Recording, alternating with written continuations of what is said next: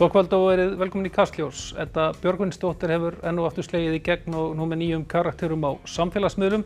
Við ætlum að lyfta okkur aðeins upp í lok þáttar. En fókusinn verður á efnahagsmál og stöðuna á heimsmörkuðum eftir ákvörðun Donalds Trumps Bandaríkjaforseta að leggja tolla á flestar þjóðir heims.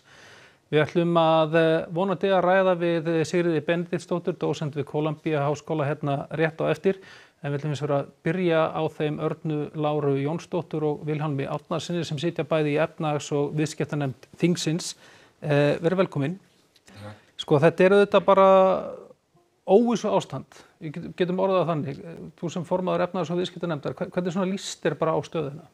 Ég líst bara ekkert alveg nógu vel á hana. Þetta er bara gríðarlega óvissa og sem bara breytist bara klukkutíma frá klukkutíma. Þannig að við erum þetta bara lítið opið hagkerfi og eigum allt undir og allt ekki gangi vel. Þannig að auðvitað hefur maður áhyggjur þótt að við verðumst vera að koma betur út úr þetta nágrannaþjóðir okkar. Þá auðvitað er þetta kerfi, við eigum svo allt undir að hér séð bara stundu alþjóðaviðskipti og þetta gangi allt við. Þannig að maður hefur pínu ágjur af því, en bara eins og staðan núna, þá erum við að sleppa betur heldur en aðra þjóðir en það er bara eitthvað sem maður getur ekki treyst á.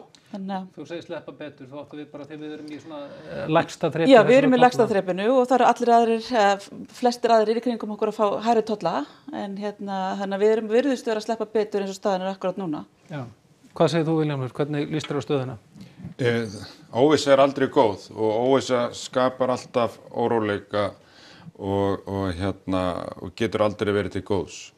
Þannig að staðan er ekki góð og það er náttúrulega hvaða ákvarðanir taka stjórnvöld í Bandaríkjunum eins og við farin að sjá núna. Hvernig ætlar svo heimsbyggðin að bregðast við og hvað mun þetta vara lengi og hvað mun þetta ganga langt og hvar mun þetta koma niður. Þannig að þetta er allt óvissunni háð, þannig að við þurfum svolítið að hugsa hvernig ætlum við að bregðast við þessu og kannski sjá er sókn besta vörnin og getur við einhvern veginn breytt okkar málum hér heima til þess að draga úr hættuna því að þetta hafi áhrif á lífskjörin hér á landi.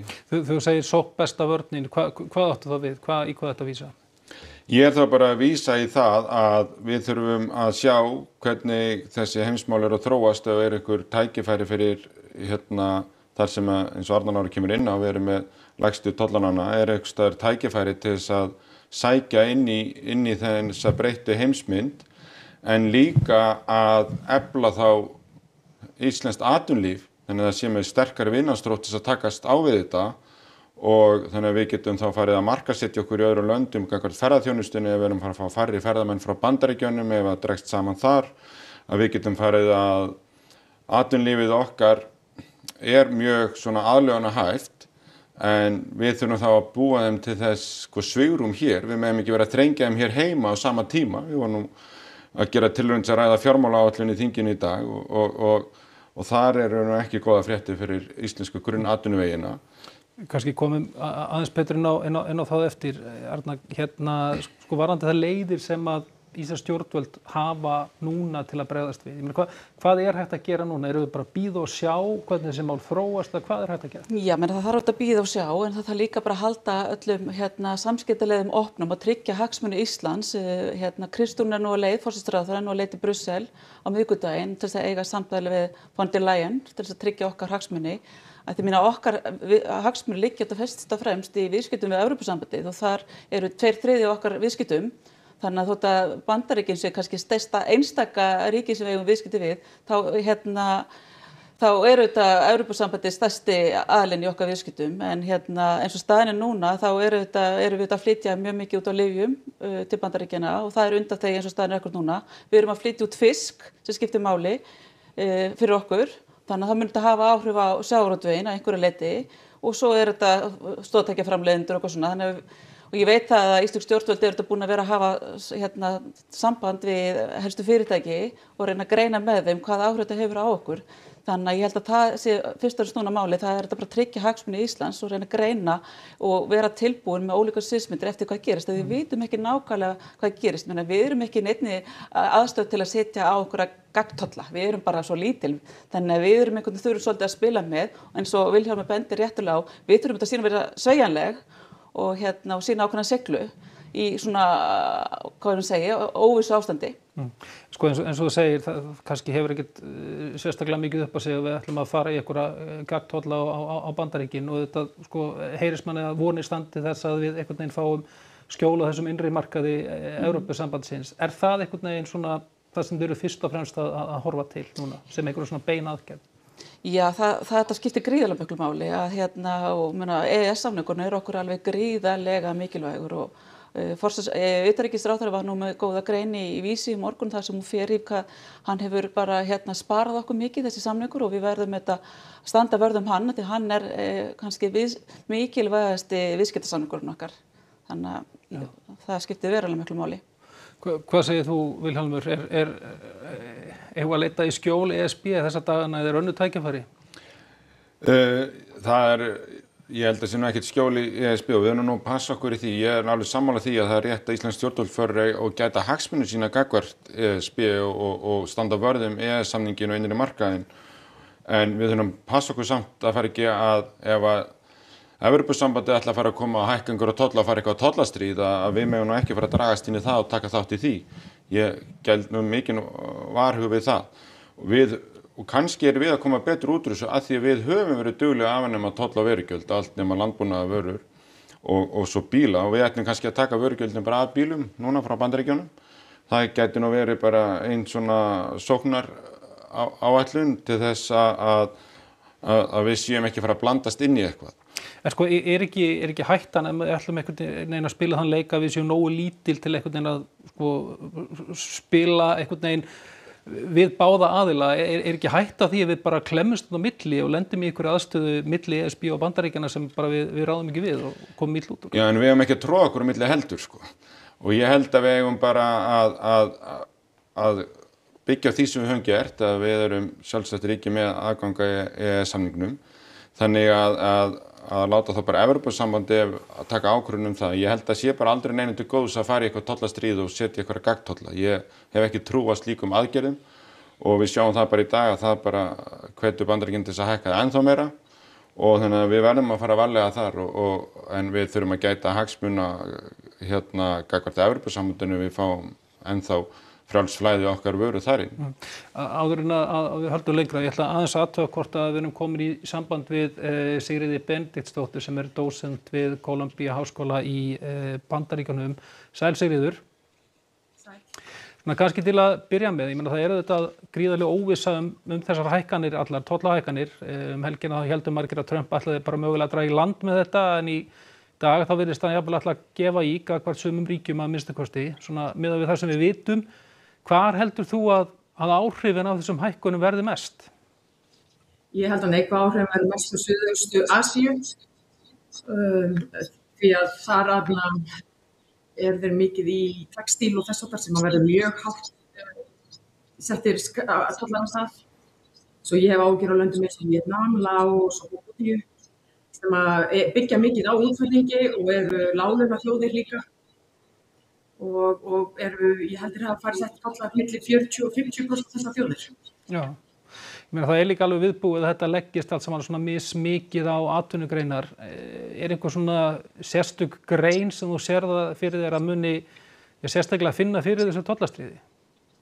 Já, það virðist vera allavega hérna þeirra spá því að verðhækkanir verður mestur á fatnaði og skófatnaði og þess háttar.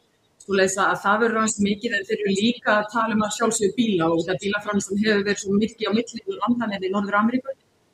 Svoleiðis að bílar muni líka að hækka mikið í verði. Þeir eru að tala samt að það eru ansi margar vörur sem hækka meira en 10% í verði. Og hvaða áhrif heldur þetta hafi bæði til skemmri og svo til lengri tíma? Þetta hefur bara neikvæð áhrif. Það er alveg engin heil brú í hagfræðinni sem hann er að beita þarna. Bandaríkin hafa notið góðs af því að vera með heimsgjaldmiðil og þar af leiðandi hefur dollarinn verið frekar sterkur. Þetta er það sem hann rekur áfram þeirra viðskiptahalla og ef hann ætlar að breyta einhverju í þínemu þá þarf hann í raun að byrja á að fella dollarinn. Og ég er ekkert alveg viss að það er það sem hann vill. Það er ekkert að ná þessu fram með svona höfðun. Það sem mun einfaldlega gera mér langar líka einnig að minna það. Síðustu ár þá höfum við notað viðskiptasamninga til þess að ná fram öðrum atriðum í samkeppnismálum. Við vorum mögulega í samkeppni þróuð ríki sem voru að nýta sér mjög ungt vinnuafl eða jafnvel borgað í laun sem voru ekki mannsæmandi og auk þess voru þau mögulega að menga meira en við teldum kannski vera eðlilegt bara með neikvæð áhrif á þetta. Ég mjög hrædd þetta mun hafa líka áhrif á þetta, umhverfismál og vinnuaðstöðumál stýrilega í vanþróuðuríkjum og nýmarkaðsríkjum. Þegar þú segir þetta, hvernig áhrif, getur þú svona útskýrt aðeins betur, hvernig þetta muni hafa neikvæð áhrif á þessa hluti? Já, lengri vinnutími, lægri laun, jafnvel að það sé fara að nota aftur börn í að framleiða vöru án þess að við gerum ekki við því, vegna þess að við erum bara með tolla og það allt góð með það. Og þá ná þeir framleiðslunni niður hjá sér og ná þar að leiðandi mögulega áfram að halda útflutningi áfram til Bandaríkjanna. Mengun líka annað risastórt og já. Þetta er bara rosalega neikvægt og þetta var mjög hærra heldur en allir eitthvað fyrir og við höfum í raun ekki upplifað neitt þessu líkt nema frá 1930-31 þegar þetta mikla skall á og þá fórum bara atvinnuleysið í Bandaríkjunum ansi hátt upp í 20-30%. Sko nú hafa þjóðir auðvitað mjög mismikil tækifæri til þess að bregðast við þessum aðgerðum. Við Íslendingar virðumst stefna að því að fá þetta skjól á innri markaði Evrópusambandsins en svona heilt yfir minni og veikari þjóðir. Hafa þær einhverjar bjargir til þess að bregðast við þessu? Mér finnst í raun að þjóðir bara snúa bökum saman á móti Bandaríkjunum og að í raun virkilega að hafa hug á því að þetta að hafa mjög mikil áhrif á nýmarkaðsríki og lágtekjuríki. Hann setur skatta tolla á Afríkuríki sem eru raun í samkeppni við landbúnaðinn hjá honum sem niðurgreiddur hér í Bandaríkjunum meira að segja. Svoleiðis að ég virkilega þá þykir mér aðeins meira smart og svona rík þjóð eins og Ísland standi með öðrum löndum frekar heldur en að reyna að finna þessu skjól fyrir sjálfan sig. Sko nú hefur Trump sagt að þetta verði mögulega svona vont fyrst en svo muni hagur Bandaríkjanna vænkast. Svona miðað það sem þú segir, þið finnst þetta væntanlega ekki raunhæft? Það mun taka mörg ár. Það þarf að flytja framleiðslu getu frá við erum í raun mjög þekkingarmiðað þjóðfélag hérna í Bandaríkjunum og það þarf að færa það yfir í að framleiða vöru sem við munum ekki lengur kaupa af löndum sem framleiða hana. Svo það þarf að færa mikið af mannskap úr einni framleiðslu yfir í aðra og slíkt tekur mikinn tíma, kostar mikið, atvinnuleysi, lækkun í þjóðarframleiðslu og fleira sem bara ekki í raun boðlegt. Og það sem Eira hann í raun ekki að undirbyggja það. Ef hann vill gera þetta, þá eins og maður segja, þá myndi hann segja að tollar að fara að koma inn á þessu 3 árum og við veitum alveg, þetta okkar pólicy til langs tíma. Það enginn að fara að flytja framleiðslu til Bandaríkjanna á grundvelli orða þessu. Svona rétt að lokum Sigríður, þú ert í akademíunni í Bandaríkjunum og þar hafa margir áhyggjur af því að stjórnvöld séu farin í bara eiginlega stríð við mennta- og rannsóknarstofnanir þar. Deilir þú þeim áhyggjum? Já, mjög mikið og hann að nota sömu leið í þessu tollastríðinu sínu. Hann í raun byrjar á einum háskóla og þá beygja allir aðrir háskóla sem niður og vonast til að kom ekki næsta þeim. Og allir bara hrósa happið þeim að koma fram aðeins betur við þá heldur en aðra í staðan fyrir að þessi háskóla snúi bökum saman og bara standi vörð frjálsa orðræðu og akademíska rannsóknir. Þá næra eins og þetta með tollastríð og ég heyri það og hvernig það tala þarna heima að það þeir sem lenda ekki alveg nýtlega í þessu þeir alltaf að reyna að veðra storminn og koma sér í gegnum þetta og helst ekki hugsa aðra. Sigríður Benediktsdóttir, dósent við Columbia Háskóla, takk fyrir að vera með okkur í beinni útsendingu hérna frá Bandaríkjunum. Takk. Við ætlum að halda aðeins áfram Vilhjálmur og Arna Lára. Sko ég heyrði ekki í henni en það sem hún nefndi Sigríður var að mögulega í staðinn fyrir að Íslendingar ættu núna að hugsa hvernig getum við einhvern veginn komist sem allra best frá þessu að þá ættum við kannski að taka höndum saman með öðrum og jafnvel veikari þjóðum og styðja þær einhvern veginn alþjóðasamfélagið ætti að taka höndum saman. Hvað segir þú það? Eigum við stað þess að einblína okkar hagsmuni, eigum við að hugsa til annarra þjóða líka? Já, ég held að við þurfum þetta bara að skoða allar það leiðir sem við getum farið bara til þess að styrkja stöðu Íslands. Það eru margir í sömu stöðu við, en ég held að það sé hvernig það búið að hrista algjörlega upp í alþjóðakerfinu og maður veit ekkert alveg hvað gerist næst og ég hefði nú verið gaman að hlusta á Sigríði sko, en veist, ég horfa á þetta þá þetta binda maður náttúrulega aldrei vonir við það að það gerist eitthvað innan Bandaríkjanna. Það var alltaf mótmælt í öllum fylkjum Bandaríkjunum helgina að þetta munum þetta bitna harðast á þegnum þeirra. Þannig að maður vona það að það muni hjálpa Bandaríkjum stjórnum að sjá ljósið því að það vinnur engin tollastríð. Vilhjálmur, eins og varst að nefna, það eru kannski mögulega einhver tækifæri í stöðunni, en er eitthvað hægt að treysta á þau miðað við bara einhvern veginn það að við sjáum það að hann svona gefur í og úr með tolla og maður veit kannski ekkert alveg hvað að fara að gerast bara á morgun eða hvað þá í næstu viku? Nei, ég held að við eigum ekki að treysta á neitt, en ég held að við eigum frekar að vera bara eins undirbúin við getum og ég tek þá alveg undir með henni að það er mögulega hægt að því ég sagði áðan að íslenskt atvinnulíf er mjög svona aðlögunarhæft og við höfum búin að þekkja þetta í áratugi aldir sko að finna nýja markaði fyrir fiskinn okkar, þannig að sjálfsögðu getum við unnið með öðrum smærri þjóðum í því að finna hvernig við getum varið hagsmuni okkar saman í þessu og látið þá fara saman í allskyns frjálsum viðskiptum og þannig ef ein frjáls viðskipti lokast þá bara finnum við ný og það er það sem að íslensku sjávarútvegur hefur verið sérstaklega góður í og við getum gert víðar í atvinnulífinu. En til þess þurfa íslensku atvinnugreinarnar þá að fá súrefni en ekki minna súrefni til sín. Sko, þú ert náttúrulega að vísa í þessa tillögu sem hafa verið hækka veiðigjald, mögulegar álögur á ferðaþjónustuna. Það var nú svona smá uppákoma, getum við sagt, niðri í þingi í dag í tengslu við umræður fjármálaáætlun. Hvert ætliði með þetta? Ég meina, hverju eru það að reyna að ná fram? Það er kannski tvennt sem við erum að benda á hér. Eins og Þorgerður Katrín utanríkisráðherra benti á að þetta er mikið högg fyrir sjávarútveginn þessi tollar, gríðarlegt högg og það er ekkit öðruvísi að fá á sig hærri álögur hér heima fyrir. Það er gríðarlegt högg fyrir atvinnugreinarnar allar saman og það sem við erum að benda á að hér er komin fram fjármálaáætlun þar sem á að sækja fjármuni í atvinnulífið og í grunnstoð okkar samfélagsfjölskyldunar líka og það mun ekki auka viðnámsþrótt atvinnulífsins, það mun ekki styrkja byggðirnar og annað slíkt og svo þegar við förum og skoðum þessa fjármálaáætlun og ætlum að segja í hvað að nota þessa peninga og hvernig ætlaði að ná þessari hagræðingu fram að þá er bara búið að breyta framkvæmdina á framsetningu fjármálaáætlunina þannig að gögnin er ekki að koma fyrir en seinna. Gögn sem hafa alltaf verið birt, þau hafa oftast verið birt í áætluninni sjálfri, síðast voru þau birt með því að segja að það var minni gögn í áætluninni en það var skýri link svona slóð, hverjast fundi gögnin, mjög gagnsætt. Núna er það ekki sagt bara að þetta var birtast einhvern tíma seinna í sumar og þannig að við vitum ekki hvar á þessi mikla hagræðingu ríkisrekstrar að vera. Hvar á að nota fjármunina sem verið að sækja í atvinnulífið og það sem ég hef svo miklar áhyggjur ef að atvinnulífið verið bæði að fá högg út af þessu tollastríði sem er í gangi núna og hærri álögur, hvað sem sé veiðigjöld, kílómetragjald, auðlindagjöld eða skeldisgjald eða hvað þú skýrir þetta allt saman að þá eru það að fara að takast við tvenna óvissu og óvissan er bara ennþá meiri ef að engin gögn fylgja fjármálaáætluninni þannig ég er ekki að fara að sjá þessa fjármálaáætlun standast og þá fara vextir og verðbólga að hækka hér aftur. Hvað segir þú við þessu? Ég meina, við höfum heyrt þetta ekki bara á stjórnarandstöðunni heldur líka frá atvinnugreinunum að þetta sé ekki tími til þess að fara út í einhvers konar nýja gjaldtöku eða auka hana. Já sko það sem þegar við vorum að ræða fjármálaáætlun, þetta var náttúrulega algjör farsi sem átti sér stað á þinginu í dag að stjórnarandstaða gekk þar út úr þingsal að hún taldi sig ekki að hafa einhverja töflur til að ræða fjármálaáætlun.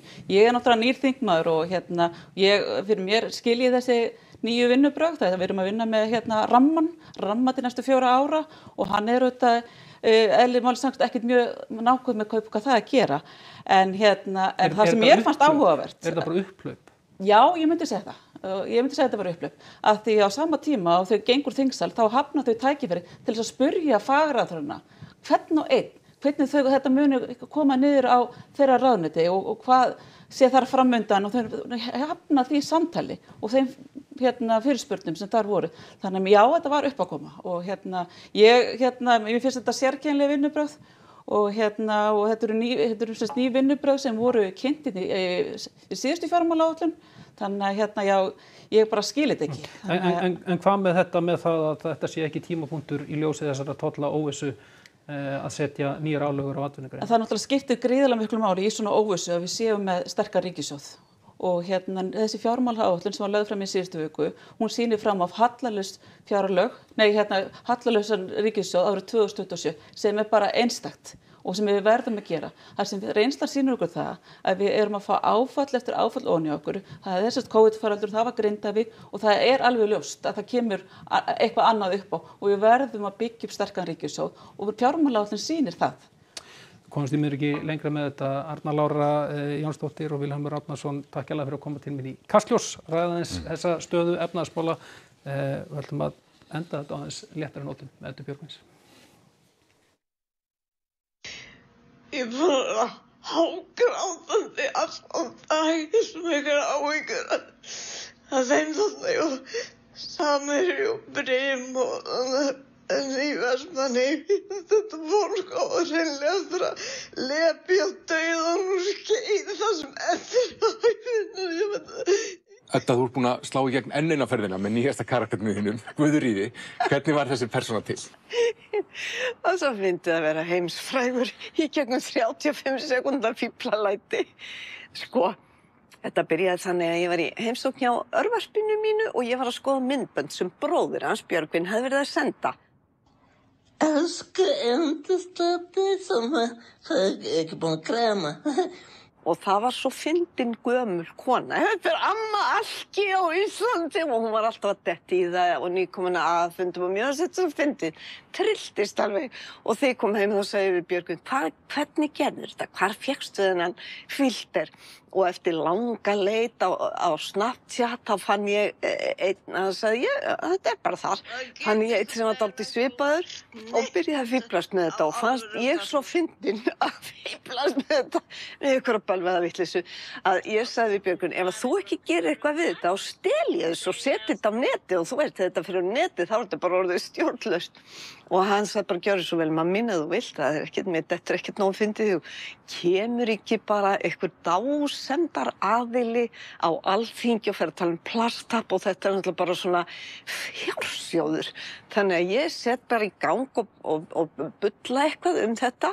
Af alþingismaðurinn, Jóhann Pétur Siemens sem var að tala tappana, bara þakkaði fyrir henni, þetta búið að valda svolítið skaða í mínum hópi. Þetta eru breytti tímar áður fyrir, þá þurfti að skrifa handrit, fara í persónusköpum, finna dagskrárstjóra sem vildi sýna þetta eða leikhússtjóra og hvaðina. Nú tekur þú bara upp símann og þetta fer út. Þetta er allt annað.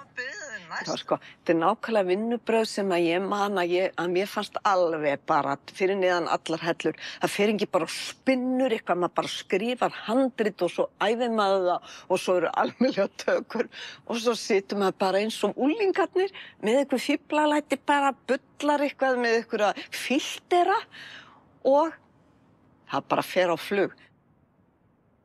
Ég hef með skilaboð til ríkisstjórnarinnar þannig að út af þessu máli þannig að ástyrði krakkamála félagsráðgjafa sko það eins og ég geti ekki lært neitt til þessar kettlingar af fyrri ríkisstjórn. Þú ert ekki að selja inn á þetta, þetta er ekki söluvara, þetta er ekki svo í leikhúsi að þessi fólk kaupir miða, þannig að er þetta bara fyrst og fremst til þess að Ertu fyrst og fremst að skemmta sjálfur þér? Þetta er fyrst og fremst fíflalæti, eigin fíflalæti. Ég bara alveg sitt heima og flissa sjálf eins og vitleysingur, sko. En þá spyr ég nú þarna bara þá sem eru fróðir. Er hægt að græða á þessu kannski? Er þetta að setja eitthvað og græða á þessu? Nei, ég segi svo nú þegar kannski sendi mér línu þá.